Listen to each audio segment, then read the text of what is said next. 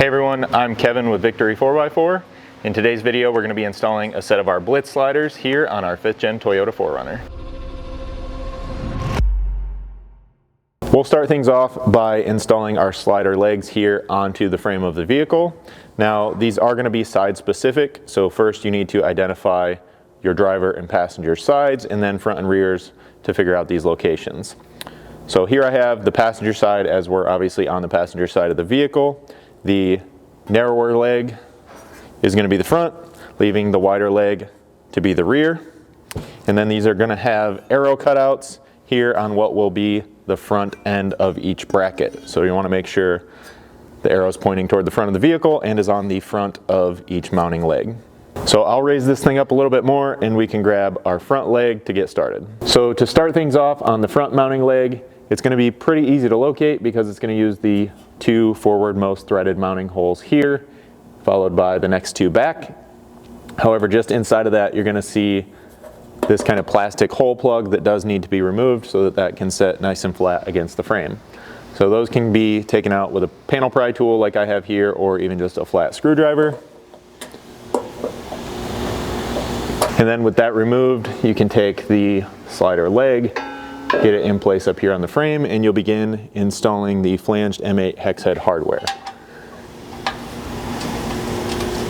Now, if your 4Runner is a couple years old, you may have a little bit of rust in these holes to deal with. It's not a bad idea to run a tap through there just to clean those up, but kind of use your discretion there.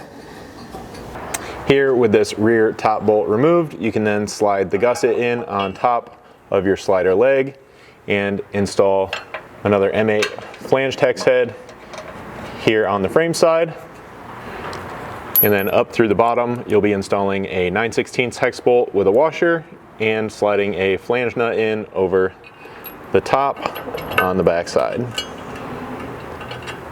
You'll use the same combination of 3/8 hardware in this outer hole, and then you can tighten this all up after your height adjustment has been made on your slider leg. Once you have all 4 bolts started, you can grab a 13mm socket, and we're just going to tighten these up so it kind of holds the leg pretty much square to the frame, but you still have your vertical adjustability here for when we're installing the outside slider bolt.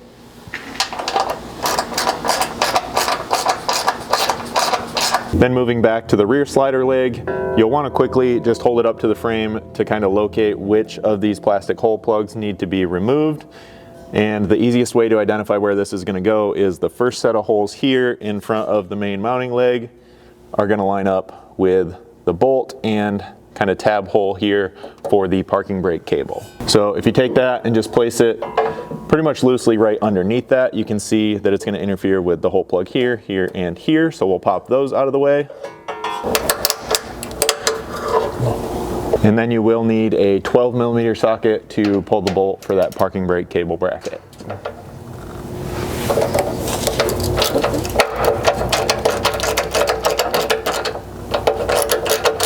Once that's removed, you just want to kind of flip this out of the way for now, and our bracket is going to slide up in here behind it, and this will remount over the top. Now, one thing I did not mention on the front leg is to just go ahead and wipe off the frame, clean it up. Use your discretion here.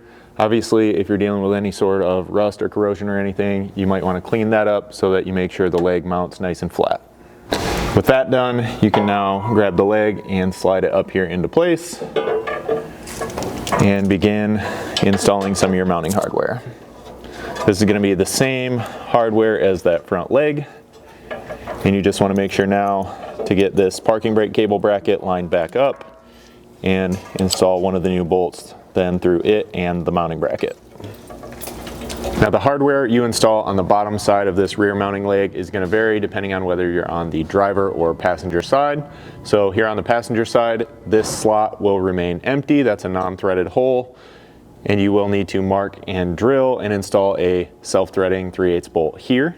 Over on the driver's side, however, this will line up with a threaded hole there by the fuel tank, and you can simply install one of these same flanged hex head bolts.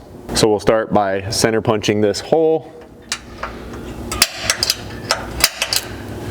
And then you can kind of use your discretion here. You can simply use the bracket as a guide at this point and drill through here, or you can remove this bracket, go ahead and drill your hole, then reinstall it before getting that self-threading bolt into place. We're going to start out with an 1/8 inch pilot bit just to make sure we're centered up here, and then work our way up to 5/16.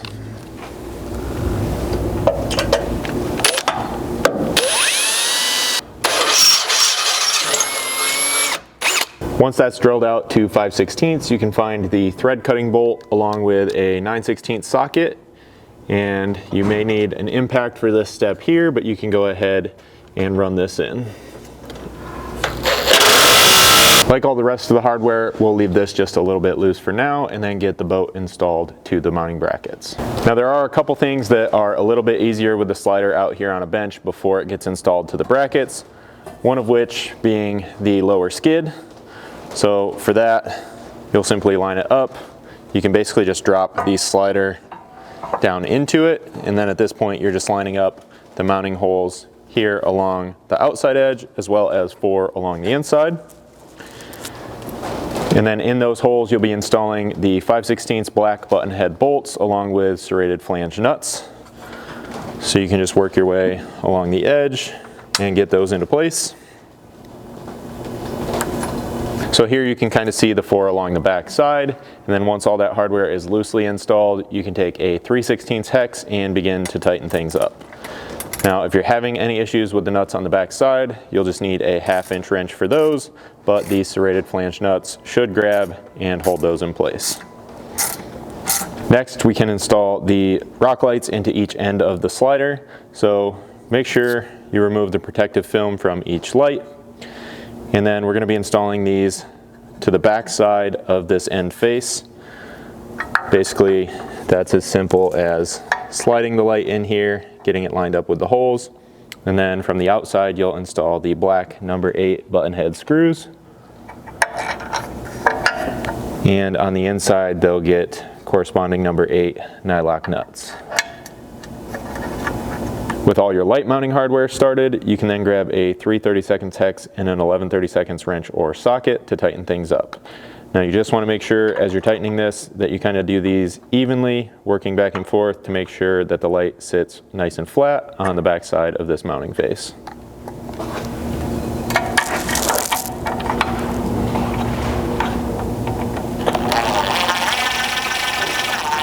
Then you can just repeat that process down on the other end. Now this next step could be done now or once the slider's on the vehicle, but basically you're going to need to find the 2 different sizes of clip nuts in your hardware pack.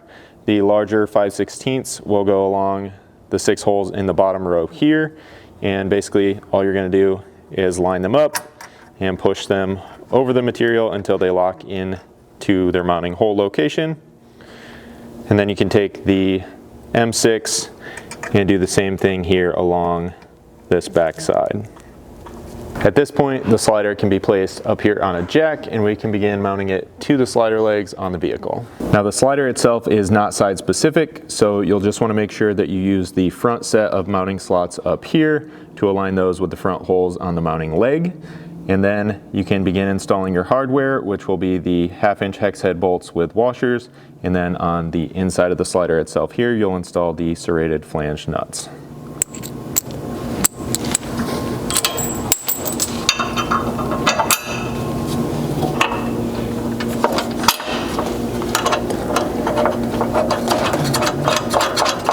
Once you have all of the slider to mounting leg hardware loosely installed, you can grab a 3/4 inch socket and begin tightening those up. This is also where you're going to want to pay attention to alignment of the slider, so you can use the horizontal slots to adjust this front to rear and those vertical slots on the frame to get this kind of nice and parallel to the body and centered as needed. With all of the mounting hardware tight on the slider itself here, you can now grab your step plate and begin getting it installed.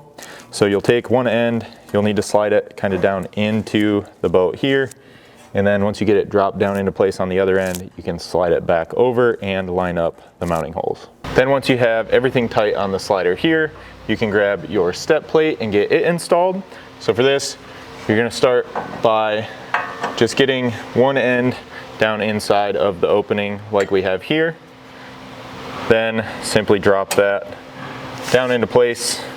Make sure it's going in behind this outside edge. And then you may have to press down ever so slightly here and then pull it back into place. So once you get that kind of loosely in place, you can grab the logo tread plate, go ahead and sit that down in, and then you'll need to line up the mounting holes there with the mounting holes in the step, and you can install the 5/16 button heads down through those. There should be 6 along this bottom edge.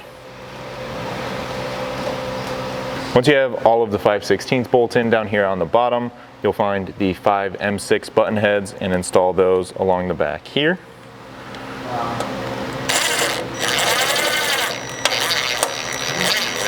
Once you have all your step and tread plate mounting hardware loosely installed, grab a 4mm hex and tighten up your M6 bolts across the back. And then you can switch that out to a 3/16 to tighten all your 5/16 bolts across the bottom. Now once you have everything tight here, you can jump over to the other side and repeat that same process to get the driver's side slider installed. After you've done that, the last thing remaining will be to wire in your step and rock lights.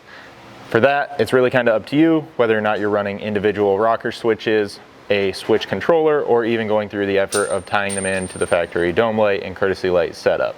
Then after you wrap up all that wiring, your installation is complete.